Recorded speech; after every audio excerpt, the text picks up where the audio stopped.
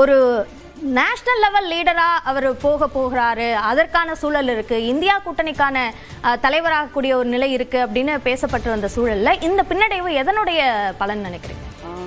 ஆரியம் versus திராவிடம் என்கின்ற அந்த சித்தாந்தத்தை முன்னெடுத்து தமிழ்நாட்டின் அடையாளம் இதுதான் என்று பல கருத்தியல்களில் தன்னுடைய நிலைப்பாட்டை, தன்னுடைய உறுதிப்பாட்டை, தமிழ்நாட்டின் அடையாளங்களை காப்பாற்றுகின்றவர் எங்களுடைய தலைவர்.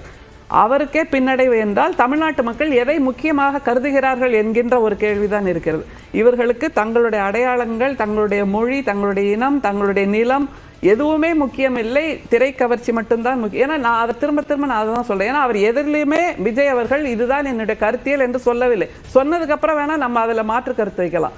இதுவரைக்கும் எதையுமே சொல்லாத நிலையில் அவருடைய நிலைப்பாடு என்று எதை இந்த மக்கள் நினைக்கிறார்கள். அதை தவிர அவர் இதுவரைக்கும் பிரச்சாரம் செய்யாத ஒரே ஒரு இடம் எது தெரியுமா? அம்மாவின் வயிற்றில் கருவறையில் இருக்கக்கூடிய குழந்தைகள் இருக்கிறாங்கல்ல, அவங்கள்ட்ட தான் அவர் பேசல. அதை தவிர பிறந்து வெளியில வந்து அப்படியே துள்ள துடிக்க பிறந்து கொண்டிருக்கின்ற அந்த பிறந்த பச்சை குழந்தைகிட்ட கூட நீ உங்க அம்மா கிட்ட சொல்லி எனக்கு ஓட்டு போட சொல்லு என்று சொன்னவர் அவர். அதே மாதிரி வயது வித்தியாசம் இல்லாமல் மிகப்பெரிய பெரியவர்களையும் முதியவர்களையும் அவர் இப்படிதான் சொன்னார் என்றால் இவர் எங்கேயுமே பரப்புரைக்கு அதிகமாக போகவில்லை. தமிழ்நாட்டில் இருக்கக்கூடிய இண்டு இடுக்கு மூலை முடுக்கு எல்லா இடத்திலும் பரப்புரை செய்தவர்கள் இந்த திராவிட தலைவர்கள். அவர்களையெல்லாம் புறம் தள்ளிவிட்டு மாய கவர்ச்சி, நான் அந்த வார்த்தையை தான் திரும்ப சொல்லுவேன், திரை கவர்ச்சி. அதை தவிர 200 கோடி கவர்ச்சி, திரை கவர்ச்சின்னு சொல்றீங்க. இப்போ இதே மக்கள் தானே முந்தைய தேர்தல்ல இதே மக்கள் தானே திமுகவுக்கு வாக்களித்தாங்க, அதிமுகவுக்கு வாக்களித்தாங்க. அப்ப அந்த முடிவுகள்ல தப்பு இருக்கு அப்படி பார்த்து போட்டுறவங்க தான் அப்படின்னா இதற்கு முன்பு விஜயகாந்துக்கோ அல்லது கமல்ஹாசனுக்கோ அந்த வெற்றியை கொடுத்திருக்கலாம்ல. இல்ல, திரை கவர்ச்சி என்று நான் சொல்லுவது என்னவென்றால் இவர் யாரை தன்னுடைய எதிரியாக முன்னிலைப்படுத்தினார்? திராவிட முன்னேற்ற கழகம் மட்டும்தான் என்னுடைய எதிரி என்று சொல்கிறார். திராவிட முன்னேற்ற கழகம் இல்லாத ஒரு ஆட்சி என்று சொன்னார். அப்படின்னா அது யாருடைய குரலாக இருக்கிறது என்பதை நாங்கள் ஏற்கனவே கண்டுபிடிச்சு பல இடங்கள்ல பேசிட்டோம். நாக்பூரின் குரல் தான் அது. திராவிட முன்னேற்ற கழகம் இல்லாத தமிழ்நாடு என்பது நாக்பூரின் குரல், ஆரியத்தின் குரல். அதனுடைய குரலாகத்தான் இவர் ஒலிக்கிறார். அதனாலதான் அவர்கள், நீங்க சொன்ன நடிகர்கள்ல யாரும் இப்படியான ஒரு குரலை எழுப்பவில்லை. திமுக தான் எங்களுடைய எதிரி என்று சொல்லவில்லை. ஆனால் இவர் சொல்கிறார். ஏனென்றால் இவர் ஏற்கனவே நாக்பூரின் திசையிலிருந்து வருகின்ற குரல் தான் என்பதை நாங்கள் ஆணித்தரமாக பல இடங்களில் பேசி இருக்கிறோம். இனிமேல் கருத்து திரு நாராயணன் கேட்டதா சரியா இருக்கும்னு நினைக்கிறேன். சொல்லுங்க சார். அதாவது அரண்டவன் கண்ணுக்கு இரண்டதெல்லாம் பேய் அப்படின்னு சொல்றது மாதிரி திராவிட முன்னேற்ற கழகம் தோல்வியை ஒப்புக்கொள்ள வேண்டும். இப்போது தாங்கள் செய்த தவறுகளை உணர்ந்து திருந்ததுக்கு அவங்களே ஒரு வாய்ப்பை ஏற்படுத்தி கொள்வது நல்லது. You should learn from mistakes அப்படின்னு சொல்லுவாங்க.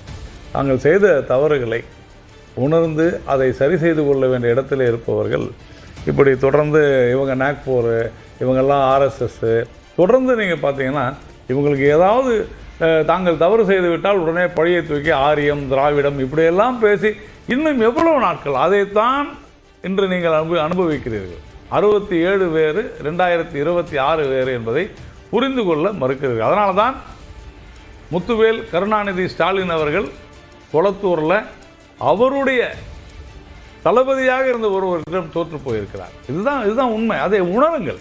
நீங்கள் செய்த தவறுகளுக்கு நீங்கள் கண்டிப்பாக வருத்தப்பட்டு இதை செய்துவிட்டோம் என்று உணர்ந்தால் மட்டும்தான் திமுகவிற்கு உண்மையிலேயே ஒரு எதிர்காலத்தில் வாய்ப்பு வரும். இல்லைன்னா தொடர்ந்து இது போன்ற தவறுகளை, உங்களுடைய தவறை உணராமல் நீங்கள் நடக்கலை, அவங்க உடனே இவங்க டபுள் இன்ஜின் சர்க்கார். நான் சொல்வது தமிழ்நாட்டில் இருக்கிறோம், இங்கே நடந்துச்சா இல்லையா? இப்படி நான் சொல்வது போன்ற சம்பவங்கள், போதைப் பொருள், நீங்க உங்க சேனல்ல எவ்வளவு மது, அதே மாதிரி பெண்கள் மீதான, குறிப்பாக பள்ளியிலே பயிலக்கூடிய பெண் குழந்தைகளின் மீதான பாலியல் வன்கொடுமைகள் நடைபெற்றதா இல்லையா? மக்கள் நீங்க 5000 கொடுத்தா இல்ல, 6000 கொடுத்தா இல்ல, 5 லட்சம் கொடுத்தா கூட மக்கள் தங்களுடைய குழந்தைகளுக்கு பாதுகாப்பு இல்லை என்று சொன்னால் உங்களை கண்டிப்பாக விரட்டி அடிப்பார்கள். அதுதான் நடந்திருக்கு. இந்த விஷயங்கள் எல்லாமே பரப்புரையில் எடுத்துட்டு போகப்பட்டது சார். பாஜகவிலையும் எடுத்துட்டு போகப்பட்டது.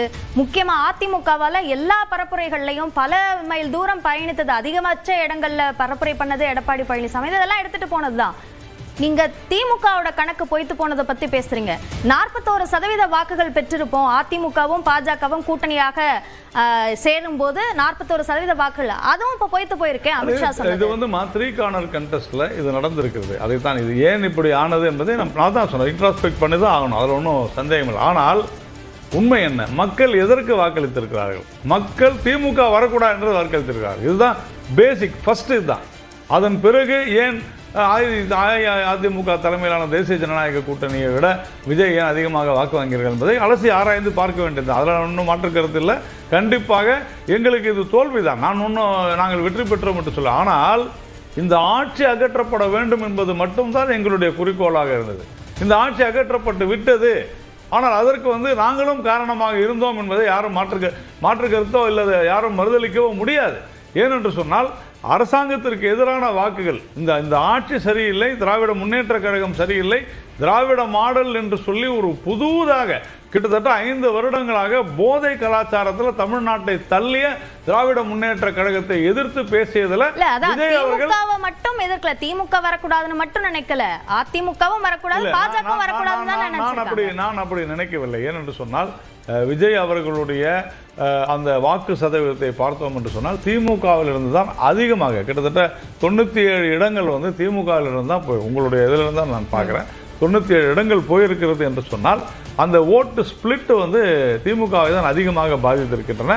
உறுதியாக இது அஇஅதிமுக தலைமையிலான அணிக்கு பாதிப்பு என்பது கண்டிப்பாக இருக்கிறது. நாங்கள் வெற்றி பெற வேண்டும் என்று நினைத்தோம் முதல்ல மாற்று கருத்தே இல்லை. அது என்ன என்றது நாம் பிறகு பார்க்கலாம். ஆனால் உடனடி தேவை என்ன, நாம் எதிர்பார்த்தது இந்த ஆட்சி அகற்றப்பட வேண்டும் என்பது மட்டும்தான் எங்களுடைய குறிக்கோளாக இருந்தது. விஜய் அவர்களுக்கும் அதைத்தான் குறிக்கோளாக இருந்தது. உறுதியாக அதில் ஒன்றும் மாற்று கருத்து இல்லை. ஆனால் மக்கள் அதை விஜய் அவர்கள் திறம்பட செயல்படுவார் அப்படின்னு நினைத்திருக்கலாம், தெரியல. அது என்னன்னு நம்ம பார்க்கலாம். இடைவேளை போயிடலாம். நாடாளுமன்ற தேர்தலில் அயோத்தியில் ராமர் கோயில் கட்டிய பின்பும் கூட பிரதமர் வேட்பாளராக இருந்த மோடி அவர்கள் முதல்ல 2-3 சுற்றுல பின்தங்கி தான் இருந்தாருங்கிறது நினைவில் வச்சுக்கணும். அப்புறம் பிஜேபி மேல தமிழ்நாட்டு மக்களுக்கு நம்பிக்கை இருக்கிறது. அவர்கள் சொல்கின்ற குற்றச்சாட்டுகளை எல்லாம் நம்புகிறார்கள்னா பிஜேபி வேட்பாளர்கள் எல்லாரும் மண்ணை கவி இருக்கிறார்கள். அதுக்கு என்ன காரணம்? அவர்கள் பிஜேபியின் குரலாக இருக்கின்ற முதலமைச்சரை விடுங்க, பிஜேபி தான் எல்லாத்தையும் செய்யுதுன்னா உங்களுடைய வேட்பாளர்கள் எல்லாரும் மண்ணை கவி இருக்கிறார். அதை தவிர ஒன்றியத்தில் இணையமைச்சராக இருக்கக்கூடிய எல் முருகன் அவர்களும் நீங்க என்ன சொல்றீங்க, இவங்க சினிமாக்காரங்களுக்கு போட்டாங்க, மோசமான விஷயம். ஏன் சொல்ல வேண்டும்? விஜய் அவர்கள் வரக்கூடாதா? ஏன் நடிகர் நாடாள கூடாதா? கருணாநிதி அவர்கள் சினிமாவில இருந்து வரலையா? இல்ல செல்வி ஜெயலலிதா அவர்கள் வரவில்லையா? யாரை நம்புகிறார்களோ அவர்களுக்கு வாக்கு. யாரும் அப்படியெல்லாம் மறுக்கவே இல்லை, நாங்களும் ஏற்றுக்கொள்கிறோம். ஆனால் ஒன்னே திரும்ப சொல்லிடுறேன், விஜய் போன்றவர்கள் தமிழ்நாட்டில் இப்படி முன்னிலை வைக்கிறார்கள் என்றால் திராவிட சிந்தனை காரணம். ஒரு சிறுபான்மை இனத்தவரை சார்ந்த ஒரு விஜய் வெற்றி பெற்றிருக்கிறார் என்றால் அது மற்ற மாநிலங்களில் நடக்க முடியுமா? ஒரு கிறிஸ்தவ அன்னைக்கு கூட கிறிஸ்தவ பாதிரியார்